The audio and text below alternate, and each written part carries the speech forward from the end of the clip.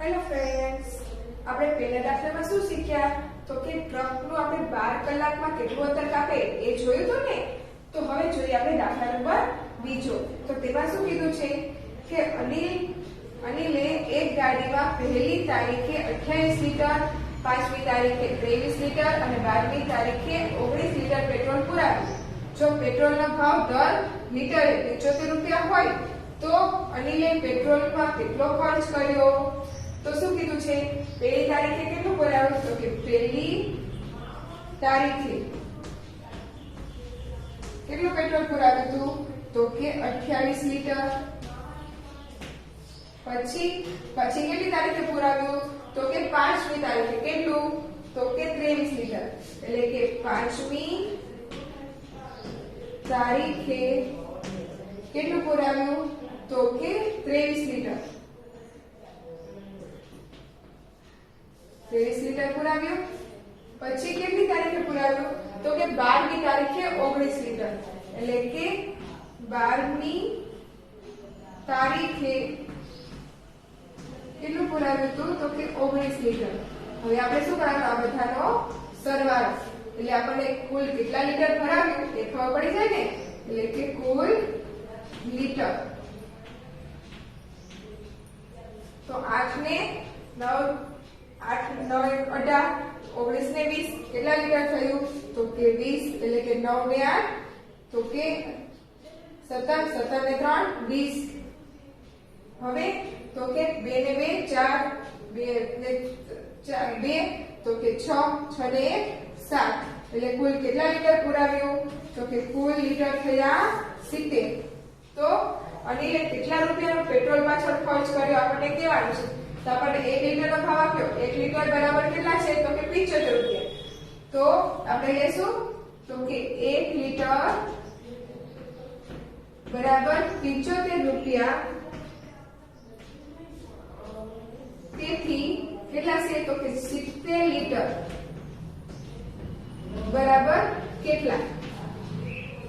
તો આપણે 70 લીટર થયું તો શું આવશે? 70 ગુણ્યા 75 અને છેદમાં 1.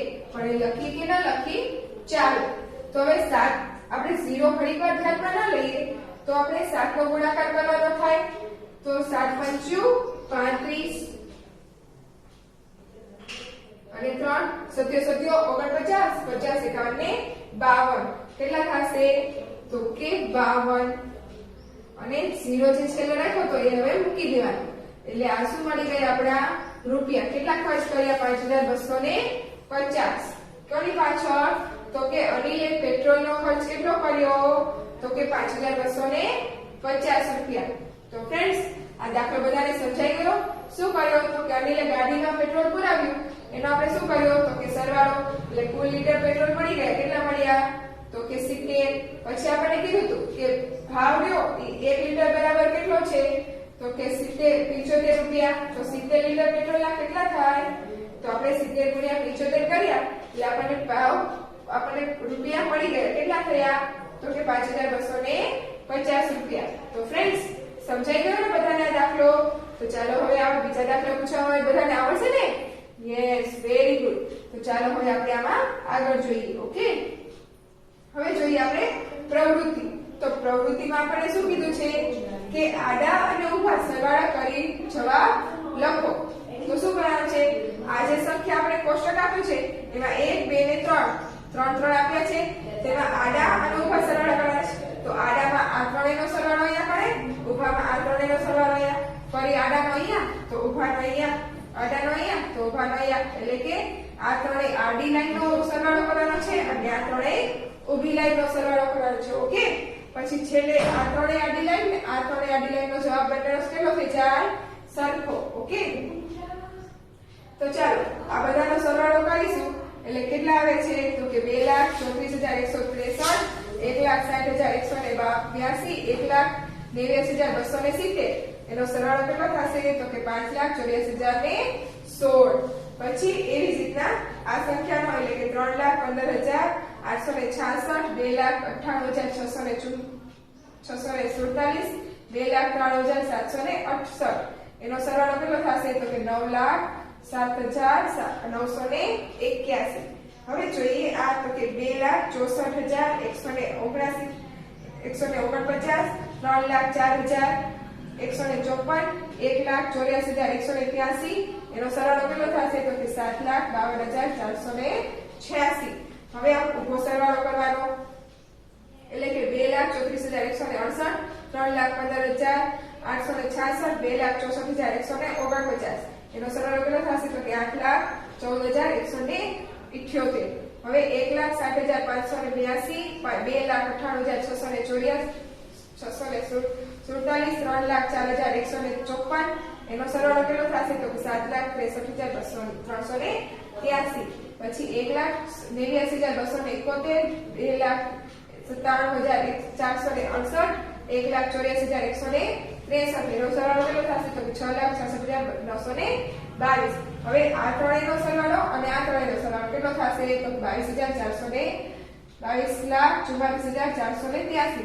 એટલે કે આ ત્રણેયનો સરવાળો થશે આટલો અને આ ત્રણેયનો પણ સરવાળો કેટલો થશે આટલો જ છે. એટલે કે બંનેનો સરવાળો શું થશે સરખો. તો ફ્રેન્ડ્સ સમજાઈ ગયું ને બધાને? તો ચાલો હવે જોઈએ આપણે પ્રશ્ન નંબર 2 કે બાદબાકી કરી જવાબ લખો. તો પેલું શું કીધું છે કે 9,46,568 માઈનસ 3,59,689. તો શું કરવાનું છે આપણે આમાં બંનેની બાદબાકી. તો ચાલો આપણે બાદબાકી કરીને જોઈ લઈએ. ઓકે, તો તેમાં પહેલું શું કીધું છે? તેમાં પહેલા શું છે રકમ તો કે આપણે 9,46,568 અને 3,59,689. શું કરવાની છે બાદબાકી. તો 8 માંથી 9 જાય, 9 જાય એટલે કે 10 તો અહીંયાથી જશે 5 એટલે કે 18 માંથી 9 જાય તો 9 બચે. હવે 5 માંથી 8 જાય, 9 જાય એટલે કે 10 તો અહીંયાથી જશે 4. હવે 15 માંથી 8 જાય તો કેટલા બચશે? યસ 7. હવે 4 માંથી 6 જાય, 9 જાય એટલે કેટલા શું કરવું પડશે? 10 તો લેશું, અહીંયાથી જશે 7. હવે 14 માંથી 6 જાય તો કેટલા બચે? યસ 8. હવે 7 માંથી 9 જાય, 9 જાય તો શું કરવાનું તો કે 10 તો લેવાનો, અહીંયાથી જશે 3. હવે 17 માંથી 9 જાય તો કેટલા બચે? યસ 6. હવે 3 માંથી 5 જાય, 9 જાય તો શું કરવાના? 10 કો લેવાનો, અહીંયાથી જશે 8 એટલે કે 13 માંથી 5 જાય કેટલા બચશે? યસ 8. અને 8 માંથી 3 જાય તો કેટલા બચે? યસ 5.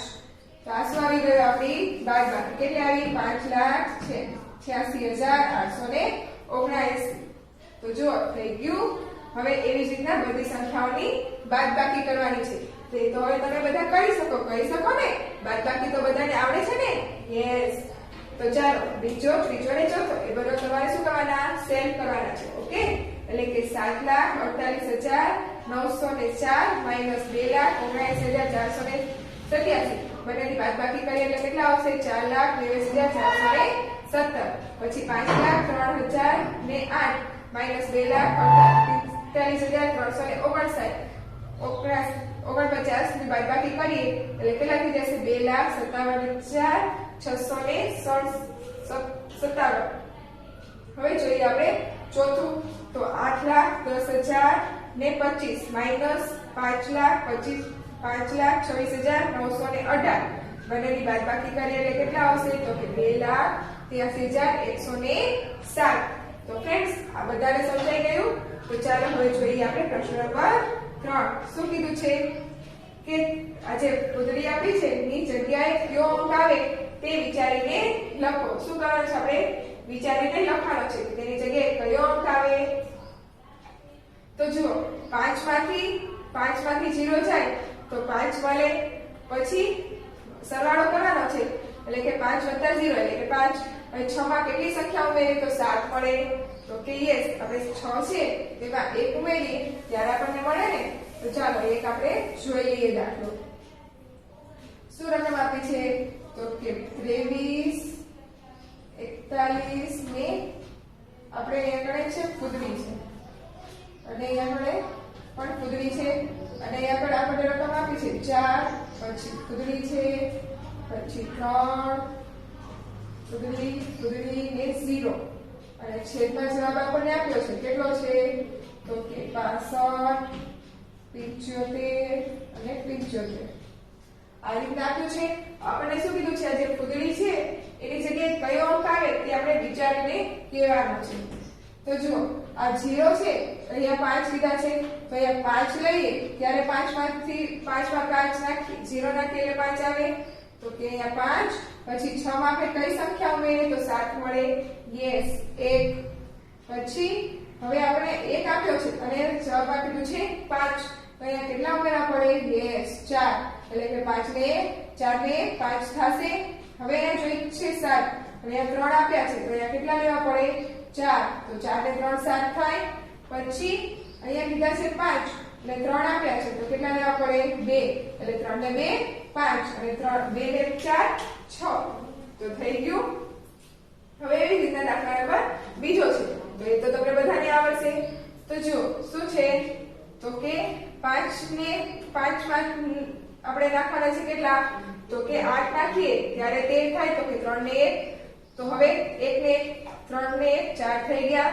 પછી હવે 6 છે તો 2 નાખવા પડે તો 2 ને 6 8 6 ને 7 7 માં કેટલા નાખીએ તો 9 થાય તો કે 2 એટલે 7 માં 2 નાખીએ એટલે 9 અને 4 ને 3 7. હવે તેવી રીતના આપણે શું કીધું છે બાદબાકી આપી છે. તો ચાલો આપણે બાદબાકી જોઈ લઈએ. તો આપણી રકમ શું છે તો કે 9 6 7 પછી ફૂદડી આપી છે અને 8 5 શું કરવાની છે આપણે બાદબાકી એટલે કે 3 પછી ફૂદડી પછી 2 6 4 ને ફૂદડી આવી રકમ આપણને આપી છે. તો આપણે રકમમાં શું કરવાનું છે આપણે તો કે આપણે કરવાની છે બાદબાકી કરવાની છે ને. તો ચાલો આપણે બાદબાકી કરી લઈએ. તો અહીંયા બાદબાકી કરતા અહીંયા શું આપણે જવાબ કીધો છે 7 આવે છે. અહીંયા ફૂદડી એમનો છે 8 4 7 અને 5 આમ કીધું છે. તો આપણે 5 માંથી કઈ સંખ્યા બાદ કરીએ તો આપણને અહીંયા મળે 7 મળે.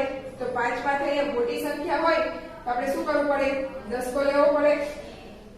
તો 15 માંથી આપણે કેટલા બાદ કરીએ તો આપણને 10 7 મળે તો કે 8. તો અહીંયા આગળ કેટલા થઈ ગયા હોય? 7 થઈ ગયા હોય. તો 7 માંથી આપણે 4 કાઢીએ તો કેટલા બચે? યસ 3. હવે અહીંયા આગળ કઈ સંખ્યા લઈએ તો આપણે 8 મળે. તો આપણે અહીંયા આગળ ધારો કે આપણે લઈએ કે 4 તો કે 10 માં લઈએ તો 10 માંથી અહીંયા આગળ કેટલા બાદ કરીએ તો 6 8 મળે આપણને. તો કે 4 લઈએ તો 14 માંથી 6 બાદ કરીએ ત્યારે 8 આવે એટલે કે 8. તો અહીંયા આગળ આપણે 7 છે તો અહીંયા 6 થઈ જાય એટલે કે 6 માંથી 2 જાય તો 4 થઈ ગયું. હવે 6 માંથી આપણે કેટલું બાદ કરીએ તો આપણને 7 મળે. તો અહીંયા આગળ 10 કો લેવો પડે. અહીંયા આગળ છે 3 અહીંયા આગળ થઈ જાય 8. 16 માંથી આપણે કેટલા બાદ કરીએ તો 7 મળે તો કે યસ 9 એટલે 7 આવી જાય. પછી 8 માંથી 3 બાદ કરીએ એટલે કે 5. તો આપણો થઈ ગયો બાદબાકી. હવે તેવી જ રીતે આપણને આપી છે ચોથામાં. તો એ તો તમને આના પરથી આવડી જશે તો એ તમે સેલ્ફ કરી લેશો ને. તો ચાલો આપણે એકવાર જોઈ લઈએ. તો જો અહીંયા આપણે 9 આપ્યા છે ને અહીંયા 8 તો અહીંયા આપણે 10 કો લઈએ એટલે કેટલા થઈ જાય? 17. 17 માંથી 9 કાઢીએ એટલે આપણને 8 થઈ જાય. 8 મળી જાય. અહીંયા 9 છે તો 9 માંથી આપણે કેટલા કાઢીએ? આપણે 8 છે તો 8 માંથી આપણે કેટલા બાદ કરીએ તો 4 મળે તો કે 4 એટલે કે 4. પછી અહીંયા કણે હવે 8 આપ્યા છે ને અહીંયા 6 તો આપણે 10 કો લેવો પડે એટલે કે 16 માંથી આપણે કેટલા બાદ કરીએ તો 8 મળે તો કે યસ 8 એટલે 8 મળી જાય. પછી અહીંયા કણે 2 થઈ જાય 1 થઈ જાય તો એમાંથી 1 બાદ કરીએ એટલે કે 1. પછી અહીંયા કણે 10 કો લેવો લઈએ તો કે 17 માંથી 8 બાદ કરીએ તો 9 મળે અને 7 માંથી 3 બાદ કરીએ તો 4. તો આપણો જવાબ મળી જાય. તો ફ્રેન્ડ્સ બધાને સમજાઈ ગયા ને દાખલા? તો હવે આ દાખલા પૂછવામાં આવે તો બધાને આવડે ને? આ દાખલા નહીં પણ આખા ચેપ્ટર માંથી કોઈ પણ પૂછવામાં આવે તો બધાને આવડશે ને? Yes very good. તો ફ્રેન્ડ્સ આ ચેપ્ટર અહીંયા આપણે પૂરું થાય છે ને પરંતુ આ ચેપ્ટર આપણે જે કંઈ પણ શીખ્યા તે બધું શું કરવાનું આપણે યાદ રાખવાનું છે ઓકે એટલે કે આ ચેપ્ટર તમારે રિવિઝન કરતું રહેવાનું જેથી આ ચેપ્ટરના દરેક પ્રશ્નો દાખલા બધું તમને યાદ રહી જાય ઓકે તો ચાલો હવે આપણે આગળ નવું ચેપ્ટર જોઈએ બાય